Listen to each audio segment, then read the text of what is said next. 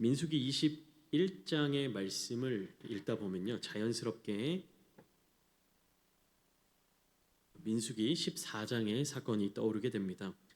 민수기 14장은 이스라엘의 광야 생활이 본격적으로 시작되고 있는 장면이고요. 오늘 우리가 읽은 민수기 21장은 이제 그 광야 생활이 거의 끝나가는 시점의 말씀입니다. 그러니까 14장부터 14, 15, 16, 17, 18 이렇게 한 6장, 7장 정도의 차이밖에 되진 않지만 그 기간 실제적으로 이스라엘 자손들이 광야를 걸었던 그 기간의 차이로 생각하면 거의 40년이 가까운 세월이 흐른 것입니다. 어떤 장면들이 공통적으로 드러나고 있는가? 일단은 가나안 사람들을 마주하게 되고요. 그 가나안 사람들과 전쟁을 벌이게 되죠. 그리고 그 전쟁을 벌이는 과정 가운데 호르마라고 하는 이름의 지명이 등장한다라는 것입니다.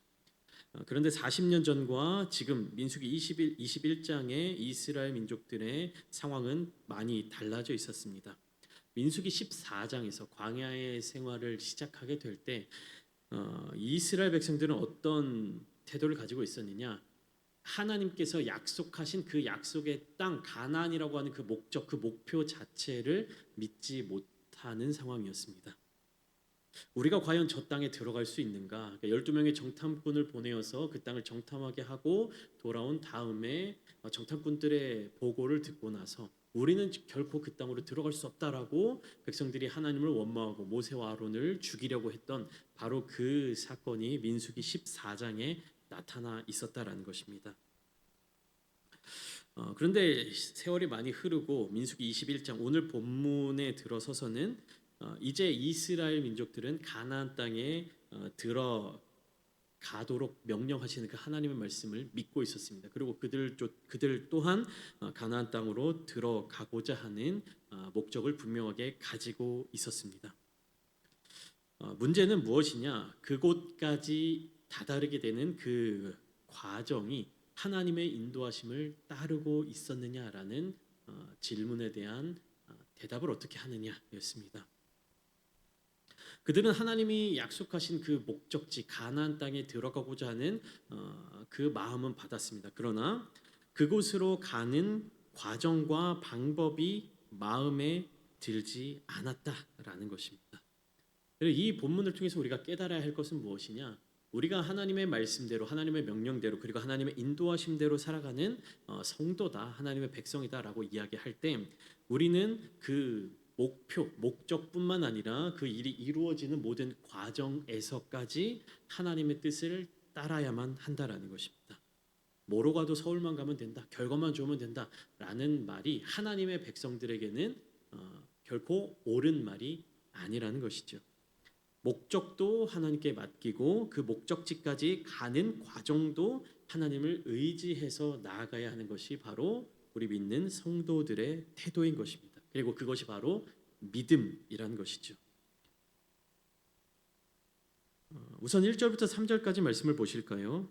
이 자리는요, 호르마라고 하는 이 지역은 사실 이스라엘 백성들이 38년 전에 실패했던 자리입니다. 어떤 자리냐? 간략하게만 요약해서 말씀드리면 정탐꾼들의 정탐 보고를 들은 이스라엘 백성들이 이제 두려워해서 저 땅으로 우리는 들어갈 수 없다, 우리는 결코 저들을 이길 수 없다 라고 하나님과 모세와 아론을 향해서 원망과 불평을 이제 꺼내 들었을 때 하나님은 그때 이스라엘 백성들을 치셨죠. 그래서 이스라엘 백성들이 막 급히 회개하고 돌아오고 모세도 이 백성들을 위해서 하나님을 향해서 기도하고 하나님의 영광을 위해서 하나님의 이름을 위해서 이 백성들을 살리셔야 합니다라는 자신을 내어드리는 기도를 했죠. 그런 다음에 하나님이 이스라엘 자손들을 용서해 주셨습니다. 근데 이 이스라엘 백성들이 뒤늦게 어떻게 하느냐? 우리가 저 가나안 땅으로 들어가겠다라고 이야기를 하는 겁니다. 하나님이 가라고 하셨을 때는 우리는 저곳에 들어갈 수 없습니다 라고 이야기했던 이스라엘 자손들이 하나님이 이제는 가지 말라고 이야기하니까 어떻습니까? 우리가 하나님의 말씀에 순종해서 가겠습니다 라고 이야기를 하고 막무가내로 쳐들어간 겁니다. 그렇게 하다가 어떻게 됩니까? 가나안 사람들에게 대패를 하고 전쟁에서 완전히 패배하고 쫓겨서 도망쳐 온 곳의 지역이 어디였습니까? 호르마라고 하는 곳이었습니다. 그렇게 민수기 14장의 마지막 부분이 끝나게 되죠. 패배해서 돌이켜와 최종적으로 도망쳐온 곳, 하나님의 말씀에 거역해서 자기들 뜻대로 결정하고 그 전쟁을 치렀다가 도망쳐온 곳의 이름이 바로 호르마였습니다. 근데 오늘 본문은 어떻게 시작되고 있습니까? 그 이스라엘 백성들이 에돔 땅을 지나가지 않고 다시금 돌이켜서 가나안 땅을 향해서 우회로를 찾아가고 있을 때 가나안 사람 곧 아랏의 왕이 이스라엘을 쳐서 몇 명을 사로잡게 된 것입니다. 그때 이스라엘 백성들이 하나님께 나아가서 이렇게 서원하는 거예요. 이렇게 기도를 하는 겁니다. 쉽게 말해서 주께서 만일 이 백성을 내 손에 넘기시면 내가 그들의 성읍을 다 멸하리이다. 다시 말하면 하나님께 묻고 있는 겁니다. 하나님, 우리가 어떻게 해야 될까요? 전쟁을 벌여야 할까요? 우리가 어떻게 나가서 싸워야 할까요? 이것을 물어보고 있는 겁니다. 그리고 전쟁에 나가서 싸우겠다라고 하는 이 태도도 인간적인 감정이 아니라 무엇입니까? 하나님의 마음 그리고 하나님의 시선을 통해서 이렇게 아랏의 왕을 우리가 치겠습니다라고 이렇게 이야기를 하고 있는 겁니다. 그러니까 하나님께 하나님의 뜻을 구하고 있는 거예요. 그러자 하나님께서 어떻게 응답하십니까? 3절 말씀, 여호와께서 이스라엘의 목소리를 들으시고 가나안 사람을 그들의 손에 넘기심에 그들과 그들의 성읍을 다 멸하니라. 어떤 모습이에요? 이스라엘 백성들이 가나안 땅으로 들어가는 과정 가운데 어려움을 겪었습니다. 아랏 왕에게 가나안 사람에게 기습을 당해서 몇 명이 사로잡혀 갔죠. 그런데 그 상황 속에서 하나님의 뜻을 구하고 하나님의 말씀대로 전쟁에 임해서 승리를 얻게 되었던 것입니다. 과거의 패배의 장소였던 호르마가 이제 어떻게 됐습니까? 승리의 장소로 변화된 것입니다. 여러분, 이 이스라엘 자손들의 모습을 우리가 곰곰이 생각해 보면 이전에 이 호르마라는 곳은요, 실패의 장소였습니다. 믿음이 부족했고 하나님의 음성을 듣는 자세가 부족했고 하나님의 말씀에 따르지 못하는 그런 모습을 보였던 장소였습니다. 네, 40여 년이 지난 이후에 어떤 모습으로 바뀌게 되었습니까? 믿음의 장소로 바뀌게 되었고 승리의 장소로 바뀌게 되었고 하나님의 뜻을 이루는 장소로 바뀌게 되었다라는 것입니다. 실패했던 자리에서 반응이 달라지니까 어떻게 된 겁니까? 승리의 장소로 변화되었다라는 것입니다. 이렇게 승리했던 이스라엘 자손들은 이제 가나안 땅으로 기쁜 마음으로 들어갈 일만 남았겠죠. 그런데 어떻습니까? 4절의 분위기가 이상해집니다. 4절을 한번 같이 읽어볼까요? 시작. 백성이 호르산에서 출발하여 홍해 길을 따라 에돔 땅을 우회하려 하였다가 길로 말미암아 백성의 마음이 상하니라. 이렇게 되어 있습니다. 이스라엘 자손들이 거쳐가는 과정들이 간략하게 나와 있는데 호르산이 어디입니까? 아론이 죽은 곳입니다. 그래서 그곳에서 이스라엘 백성들이 한 달 동안 아론을 위해서 애곡하고 떠나 다시금 가나안 땅을 향해서 출발한 그 길입니다. 그래서 그 홍해길을 따라서 에돔 땅을 우회하려 하였는데 이스라엘 백성들의 지금 마음이 어떻게 된 겁니까? 상했어요. 마음이 상했습니다. 삐졌어요. 왜 그러냐? 가나안 땅이 가까워진 시점에 하나님의 약속의 땅에 가까워진 시점에 다시 길을 돌아가야 했다라는 것입니다. 이제 목적지가 가까워졌다라고 생각을 했는데 어떻게 된 거예요? 왔던 길을 되돌아가야 되는, 더 멀리 돌아가야 하는 그러한 상황이 되었다라는 것입니다. 그래서 4절 마지막에 보면 길로 말미암아 백성의 마음이 상하니라 이렇게 되어 있습니다.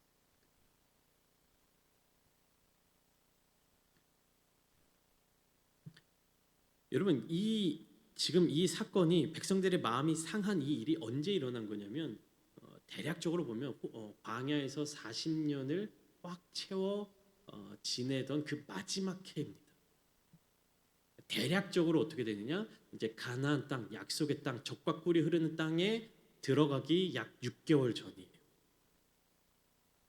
얼마 남지 않은 거예요. 거의 다 끝났어요. 근데 어떻게 됩니까? 눈앞에 가나안 땅을 보고 다시 뒤로 돌아가야 하니까 백성들의 마음이 상하게 된 겁니다. 민수기 14장에서 그 호르마에 있던 그때 이스라엘 백성들은 무엇입니까? 우리가 가나안 땅에 들어가지 못할 것이다. 하나님의 약속이지만 우린 들어가지 못할 것이다 라는 것 때문에 마음이 상했었죠.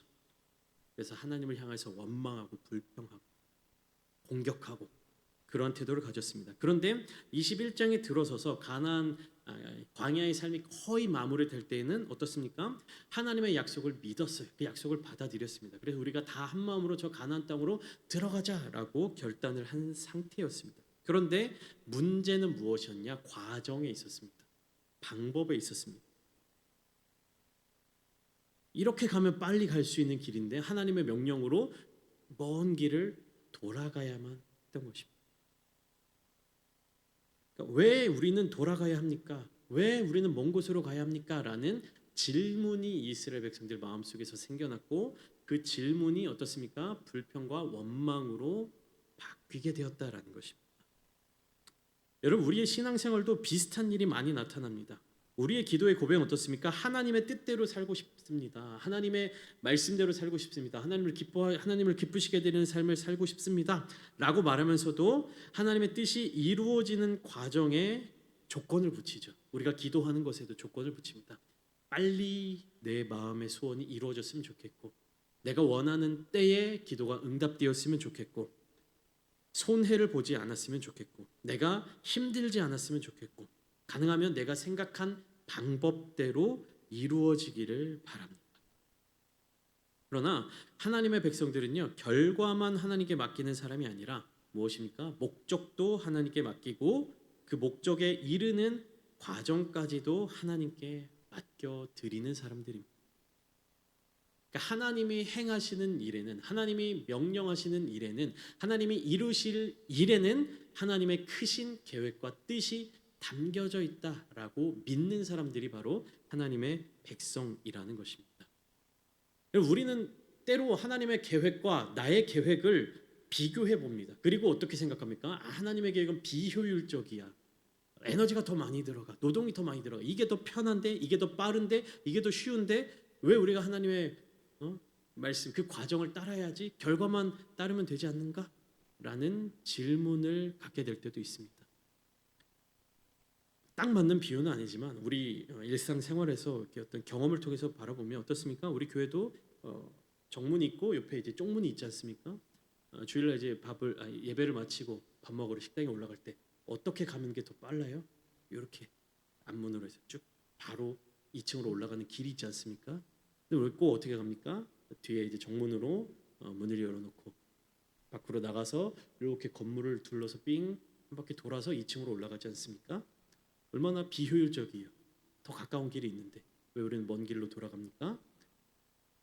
그것이 우리 교회에서 우리 교회를 나타내고 또 우리 교회에서 예배를 드리고 있고 우리 교회 이런 교회입니다 라고 하는 어떤 정문을 통해서 드나드는 것에 대한 우리의 어떤 의지가 담겨져 있는 것 아닙니까? 그러니까 빠르고 편하고 좋은 길을 따라가는 것이 아니라 우리 교회를 정문을 더 많이 열고 다른 사람들에게 더 많이 이곳을 보여주고 이곳에 우리 성도들이 출입하고 있다라는 것을 함께 보여주기 위해서 편리함보다 무엇입니까? 교회를 자랑하고 교회를 알리고 이런 걸 통해서 우리가 정문으로 다니지 않습니까? 이와 마찬가지로 인간의 생각에 편리함, 인간의 생각에 빠름, 인간의 생각에 뭔가 더 효율적인 부분들을 찾으면서 행동하기 쉽지만 하나님의 명령 안에는 무엇이 담겨져 있다는 겁니까? 하나님의 계획과 뜻이 담겨져 있다라는 것이에요. 그리고 때로는 하나님께서는 그 계획과 뜻을 구구절절하게 우리에게 설명해 주지 않으시고 일단 믿고 따라와라라고 말씀하신다는 것입니다. 우리가 사람들 사이에서 관계에 있어서도 그렇지 않습니까? 뭔가 누군가에게 내가 맛있는 음식을 대접하고 싶을 때 혹은 어떤 좋은 경험을 추천해 줄 때 상대방이 좀 낯설어하고 의심이 많고 이러면 자꾸만 그게 뭐야 이렇게 설명을 해달라고 요청하잖아요. 근데 어떻게 설명해주기도 어렵고 이렇게 말할 때 어떻습니까? 백문이 불여일견이다. 100번을 말해줘도 그냥 와서 한번 먹어봐, 와서 한번 가봐, 한번 거기 가봐라고 우리도 이야기해주지 않습니까? 이거는 내가 어떻게 설명하기가 어렵고 설명해주기에는 시간도 너무 오래 걸리고 여러 가지 나의 문제, 상대의 문제 여러 가지가 복합적으로 담겨져 있지만 하나님께서 하나님의 역사를 이루어 가실 때 우리에게 우리가 우리의 시선으로, 우리의 마음으로, 우리의 생각으로 이해되지 않는 것처럼 보이는 상황과 환경 속에서도 하나님이 우리에게 명령하시고 요청하시는 이유는 무엇입니까? 그 믿음을 통해서, 그 결단을 통해서 하나님과 더 깊은 관계의 자리로 우리를 초청해 주시는 것이기 때문입니다. 하나님과 깊은 관계를 경험할 때, 그리고 하나님을 향한 믿음과 신뢰를 나타낼 때, 그때 하나님은 하나님의 사람들에게 하나님의 계획과 뜻을 알려주시는 거예요. 그러니까 먼저가 뭡니까? 믿음이 먼저예요. 결단이 먼저예요. 그리고 그 이후에 하나님과의 깊은 관계로 더 나아갈 수 있게 되는 것입니다. 여러분, 우리가 신앙생활을 하고 믿음의 결단을 이룰 때 하나님의 백성이라고 할 때 결과만을 하나님께 맡기는 사람이 아니라 목적도 하나님께 맡겨드리고 그 목적에 이르는 과정까지도 하나님께 맡겨드리는 사람들인 줄 믿습니다. 그렇게 우리가 불편하다라고 느껴질 때 그 길이 잘못된 길이 아니라는 사실이에요. 조금 멀리 돌아간다고 해서 하나님께서 길을 잘못 들어가신 것도 아닙니다. 늦어진다고 해서 하나님의 약속이 취소된 것도 아닙니다. 여러분, 참된 순종은요, 하나님께서 정해주신 목적지에 가는 것에만 동의하는 것이 아니라 하나님께서 정해주신 길을 실제로 걷는 것이 순종입니다. 하나님이 아브라함에게 아들을 주시겠다, 자녀를 주시겠다, 후손을 주시겠다 약속을 하셨잖아요. 언제 주시겠다, 몇 년 뒤에 주시겠다, 어떻게 주시겠다, 이런 거를 구체적으로 말씀하지 않으셨다는 것입니다. 그래서 아브라함도 믿음의 믿음이 성장하는, 믿음이 단단해지는 그 여러 가지 과정들을 통해서 하나님의 약속이 어떻게 이루어졌는지에 대해서 다시금 알게 되고 더 큰 하나님의 능력을 경험하게 됐지 않습니까? 우리도 이제는 우리의 계획을 내려놓고 우리의 시선을 내려놓고 하나님께서 어떻게 이루어 가시는지에 대해서 주목하며 그런 하나님을 찬양하는 백성들이 되어야 하는 것입니다. 그렇지 않으면 어떻게 되느냐? 은혜를 은혜로 받아들이지 못하는 겁니다. 은혜가 왜곡되게 된다라는 것이죠. 5절부터 7절까지 말씀을 보시면 4절 마지막에 어떻게 됩니까? 백성들의 마음이 상했어요. 마음이 상하니까 어떻게 됩니까? 원망이 시작됩니다. 그러니까 누군가 때문에 내 마음이 상했다, 상처를 받았다, 내 마음이 불편해졌다라고 하면 어떻습니까? 그 대상을 향해서 원망이 생기게 돼요. 그래서 이스라엘 백성들은 하나님과 모세를 향해서 이렇게 얘기하죠. 어찌하여 우리를 애굽에서 인도해내어 이 광야에서 죽게 하는가? 이 불평이 바로 나오게 됩니다. 근데 제가 말씀드렸죠. 지금 이 사건이 일어났을 때는 애굽에서 나온 지 몇 년이 지난 때라고요? 40년이 지난 때입니다. 광야에서 나온 지 40년이 됐는데도 불구하고 지금 이스라엘 백성들이 뭐라고 얘기하는 겁니까? 어찌하여 우리를 애굽에서 인도해내어 이 광야에서 죽게 하는가? 아직도 똑같은 불평을 하고 있는 겁니다. 출애굽한 지 1년차, 2년차 되던 해나 이제 출애굽의 모든 광야에서의 삶이 마무리되는 이 40년이 되는 이 해에도 똑같은 불평과 원망과 불만을 내뱉치고 있는 겁니다. 여러분, 우리 신앙생활의 경력, 신앙생활의 기간, 내가 얼마나 오랫동안 교회를 다녔는가, 내가 얼마나 오랫동안 신앙생활을 했는가, 그것이 중요한 것이 아닙니다. 처음 신앙의 길을 걸었을 때 지금 나의 모습이 얼마나 달라졌는가. 40년의 광야 생활 동안 이스라엘 백성들은 변하지 않았어요. 다시 말하면 40년 동안 하나님과 동행했음에도 불구하고 변하지 않았다라는 것입니다.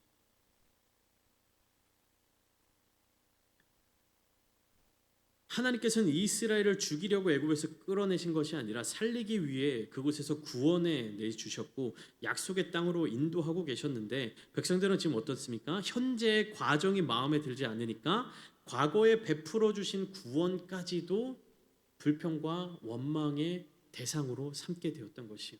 우리를 그곳에서 구원해 주셔서 감사합니다라고 고백해야 된 이 이스라엘 백성들이 왜 우리를 애굽 땅에서 굳이 이끌어내서 이 광야에서 죽게 만드느냐? 40년이 지나도 동일한 불평으로 하나님을 원망하고 있는 것입니다. 근데 이게 지금 어떤 때예요? 1절부터 3절까지 가나안 왕, 가나안 사람과의 전쟁에서 하나님께서 승리로 인도하여 주신 바로 그 직후인 거예요. 하나님의 능력을 경험하고 하나님의 인도하심을 경험하고 우리는 저들과 싸워서 이길 수 없습니다라고 하는 그들과 싸워서 승리한 이후에 나타난 불평과 원망이라는 것입니다. 여러분 이들의 모습, 이스라엘 백성들의 모습을 보면요, 우리가 신앙생활을 하면서 우리가 하나님께 원하는 것이 무엇인지를 다시금 생각하게 만드는 거예요. 우리가 신앙생활하면서 원하는 건 뭡니까? 편안함, 안정감, 부요함, 내 인생에 있어서 어떤 어려움도 생기지 않는 것, 혹여나 어려움이 생겼다면 금방 해결되는 것. 우리가 신앙생활하면서 하나님께 구하는 것이 그러한 것들만 있지는 않습니까? 이스라엘 백성들도 마찬가지예요. 애굽 땅에서 당장 구원해 주셨을 때는 감사하고 그곳에서 또 홍해를 눈앞에 두니까 불평하고 또 홍해를 건너게 하시니까 감사하고 거기서 먹을 물이 없으니까 또 불평하고 물을 주시니까 또 감사하고 거기서 배고프다고 또 불평하고 만나를 주시니까 또 감사하고 고기가 없다고 또 불평하고 계속 반복되는 거예요. 감사할 것들이 너무나도 많이 있고 아니 구원해 주신 것만으로도 감사한데 그 감사는 금방 사라져 버리고 맙니다. 그리고 어떻습니까? 나의 삶에 내가 지금 당장 겪게 되는 어려움, 내가 지금 당장 겪게 되는 문제로 말미암아 원망이 시작된다라는 것입니다. 그러니까 과정이 마음에 들지 않으니까 내가 겪어야 될 이 과정들이 불편하니까 어떻게 되는 겁니까? 애초에 애굽에서 안 나왔으면 이 일을 겪지 않아도 될 거 아니냐? 자꾸 원론적인 과정 가운데로 들어가게 되는 것이. 우리의 신앙생활은 어떻습니까? 부딪히게 되는 것도 많죠. 결단해야 되는 경우도 많습니다. 희생하고 헌신해야 되는 경우도 많습니다. 회개해야 될 것도 너무나도 많습니다. 그러니까 어떻습니까? 내가 하나님을 몰랐다면, 내가 믿지 않았더라면, 물론 우리 성도님들 중에 그런 생각을 하시는 분들은 없겠지만 곰곰이 생각해 보십시오. 우리가 주님을 만나지 않았으면, 우리가 하나님을 믿지 않았으면 우리의 삶에 있어서 포기하지 않아도 될 것들이 너무나도 많이 있습니다. 우리의 삶에서 편안하게 누릴 수 있는 것들이 얼마나 많습니까? 내 주님을 만나고 하나님의 백성으로 살아가기로 결단하고 우리가 예수님이 걸어가신 그 십자가의 길, 좁은 문, 좁은 길을 걸어가니까 어떻습니까? 우리 인생에 어려움이 자꾸만 찾아오게 되잖아요. 억울함도 감내해야 되잖아요. 불편함도 견뎌내야 되잖아요. 희생하고 헌신해야 되잖아요. 우리의 삶의 영역에 있어서 11조도 그렇고 떼어서 하나님께 드려야 되잖아요. 믿지 않는 사람들은 어떻습니까? 그런 것들이 낭비라고 생각하죠. 그리고 드리지 않으니까 어떻습니까? 좀 더 나를 위해서 쓰게 되죠. 편안함과 안락함을 누리면서 살아간다는 것입니다. 그러나 우리는요, 우리를 구원해 주신 하나님의 그 은혜를 생각할 때 죽을 수밖에 없었던 죄인, 지옥에 갈 수밖에 없었던 나를 구원해 주신 그 하나님의 은혜에 날마다 감사함만이 남아있지 않습니까? 하나님께서 베풀어 주신 은혜를 잊어버릴 때 그 과정의 어려움, 과정의 힘듦, 어떤 사람으로부터 받은 상처, 내가 경험하고 이겨내야 될 어떤 그 과정으로 말미암아 하나님의 궁극적인 은혜, 예수 그리스도의 십자가의 그 사랑을 잊어서는 안 됩니다. 그 하나님의 은혜에 감사하지 못하는 이스라엘 백성들에게 하나님이 어떻게 하십니까? 불뱀을 보내신 거예요. 6절과 7절 보시면, 그러니까 5절 마지막을 보면 우리 마음이 이 하찮은 음식을 싫어하는 거예요. 하찮은 음식이 뭡니까? 하나님이 주신 음식이에요. 하나님이 주신 은혜를 하찮은 것이라고 치부하고 있는 것입니다. 그래서 6절 말씀, 하나님께서 불뱀들을 백성 중에 보내어 백성을 물게 하셨다. 그러니까 독이 든 뱀을 보내신 거예요. 독사를 보내서 백성들을 물게 하니까 백성들이 죽어나가기 시작하는 겁니다. 그때서야 급히 백성들이 회개하고 모세에게 달려나가서 하나님께 기도하여서 이 뱀을 떠나게 해주십시오라고 요청을 하는 거예요. 그때 하나님께서 모세에게 어떻게 명령하시느냐? 8절입니다. 우리 같이 읽어보겠습니다. 시작. 여호와께서 모세에게 이르시되 불뱀을 만들어 장대 위에 매달아라. 물린 자마다 그것을 보면 살리라. 자, 백성들이 잘못했습니다. 우리 좀 살려주세요. 하나님께 기도해서 우리 이 뱀들 좀 치워주세요. 낫게 해주세요라고 요청하니까 하나님이 뭐라고 말씀하십니까? 그래, 내가 너희를 치유해주겠다. 다 낫게 해주겠다라고 말씀하신 것이 아니라 불뱀을 만들어서 장대 위에 매달아라. 모형으로 뱀 모형을 만들어서 장대 위에 높이 달아라 이렇게 말씀하십니다. 그리고 어떻습니까? 그 뱀을 보는 사람들은 살 것이다. 다시 말하면 뭡니까? 장대에 달린 뱀을 보지 않는 사람들은 죽게 될 것이다. 이 치료의 방법 역시 이스라엘이 선택한 과정이 아니었죠. 어떤 사람이 볼 때마다 사람에 따라서 이것이 합리적이지 않을 수도 있는 것처럼 보입니다. 불합리적인 방법처럼 보입니다. 그런데 무엇입니까? 하나님이 정하신 방법이에요. 그렇다면 뱀에게 물린 사람들이 해야 할 일이 있었습니다. 무엇입니까? 하나님이 말씀하신 대로 장대 앞에 나와서 놋뱀이 보이는 그 자리로 나와서 그 뱀을 쳐다보아야 하는 것이에요. 그렇게 생각해 보십시오. 그 불뱀에게 물린 사람들은 움직이기가 쉽지 않잖아요. 그래서 물려가지고 뭐 곧 얼마 안 있어서 죽은 사람들도 있을 것이고, 뱀에 물려서 우리도 환자들을 보면 어떻습니까? 장막 안에 들어와서 누워 있고 자기 침대에 누워 있고 햇볕이 밖에 있으면 쨍쨍하니까 다 장막 안에 초소에 누워 있고 막 열심히 치료하고 쉬고 있지 않았겠습니까? 그런데 어떻습니까? 그런 사람들을 할지라도 다른 사람의 도움을 받아서라도 장막 밖으로 나와 놋뱀을 바라보아야 하겠죠. 성경에 그 장면을 구체적으로 알려주고 있지 않기 때문에 뱀에 물린 사람들이 어떤 증상이 나타났고 어떻게 하고 있었다라는 것을 우리가 알 수는 없지만 상상력을 동원해서 한번 생각해 보자라는 겁니다. 뱀에 물렸습니다. 몸이 아프고 기력이 없고 기운이 없고 죽어가는 상황 속에서 햇볕이 내리쬐는 그 밖에 나와 있지는 않았을 것입니다. 다들 장막 안에서 쉬고 있고 죽어가는 것을 보고 있고 막 그 울부짖는 소리도 들렸을 것입니다. 근데 그런 상황 속에서 뱀에 물린 자마다 밖으로 나와서 놋뱀을 바라보면 살 것이다 라는 말을 들으면 무엇을 해야 되는 것입니까? 그 장막 안에 머물러 있는 것이 아니라 밖으로 나와서 그 뱀을 바라보아야 한다는 것입니다. 다시 말하면 하나님의 말씀에 따라서 나음을 입을 수 있다, 회복될 것이다 라는 것을 믿는 사람들은 반드시 행동해야 했다라는 것이죠. 여러분, 믿음은요 하나님의 말씀이 옳다라고 머리로 동의하는 데서 끝나는 것이 아닙니다. 그 말씀으로 인해서 내가 움직이게 되는 것이 참된 믿음은 행함으로 이어지는 것입니다. 하나님이 가라고 하시면 가고 가지 말라고 하면 멈추고 바라보라고 하면 바라보는 것이 하나님의 백성들이 가져야 될 믿음인 것입니다. 사랑하는 성도 여러분, 민수기 14장과 21장 사이에는 약 40년이라는 광야의 시간이 놓여 있었습니다.